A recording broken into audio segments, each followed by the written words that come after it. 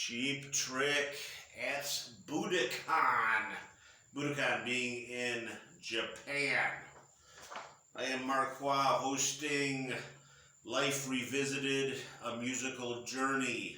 The premise of the show is to introduce to you or reintroduce you to good music in my opinion.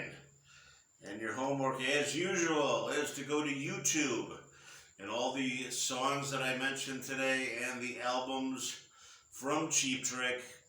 Go to YouTube, dial them up, you will thank me. So I am here with my producer, Billy, and his girlfriend, Darla. They are on their quest to go to every state in the Union to find the favorite food in every state in alphabetical order. They are in Hawaii right now. Where's your email, Billy? And they are at Konos, and they're having their Kahlua pork sandwich. The pork is slow roasted for 12 hours. And there's two sandwiches here. I see the old school, which is the Kahlua pork sandwich with guava barbecue sauce, grilled onions, and slaw.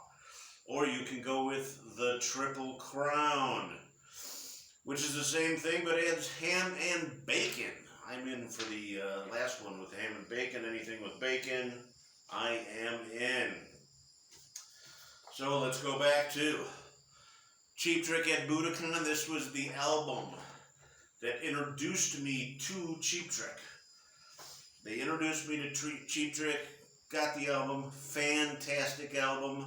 I think that introduced everybody to Cheap Trick.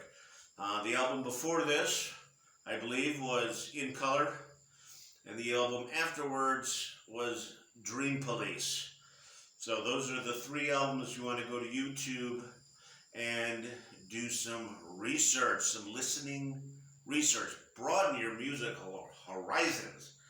So the songs I'm pulling off of At Budokan are, of course, Ain't That a Shame, Ain't That a Shame, and I Want You to Want Me.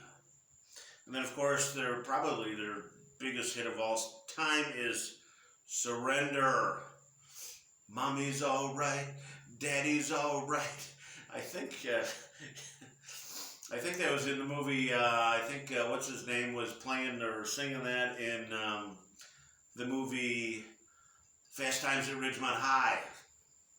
The guy who was the scalper. Anyway, those are the songs, and the rest of the album, and the whole album, there's a bunch of Japanese girls screaming like they're watching the Beatles. It's a good album, but all three of those albums, and they have other albums, you want to go there. Now, I do have some stories to tell here. They are from Rockford, Illinois.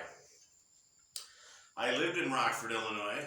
I grew up in Chicago, but I lived in Rockford, Illinois with my now former girlfriend for a while, and so we have some. I've seen Cheap Trick live twice, never as a headliner, but I saw them opening. I remember I saw them opening for Poison and then Def Leppard.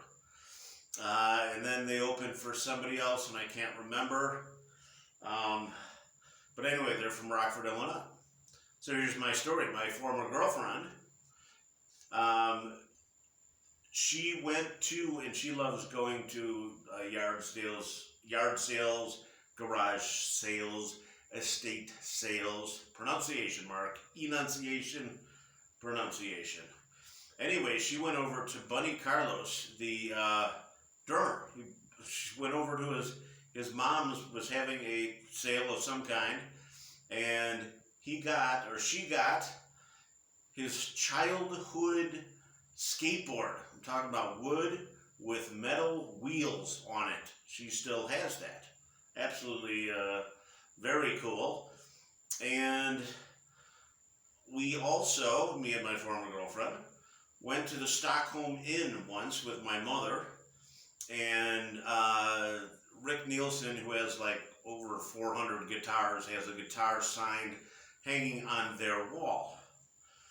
And then we also went to the bar Old Chicago, which is in Rockford, Illinois, and saw Miles Nielsen, Rick's son, play live outside. So that was really cool.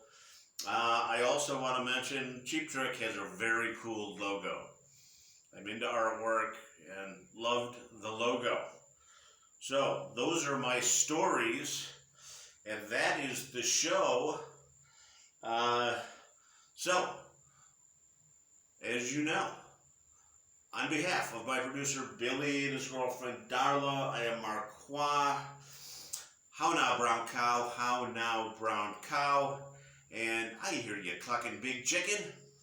And scene. And of course, if you need me, I will be in a van down by the river. We'll see you next time. New band next time.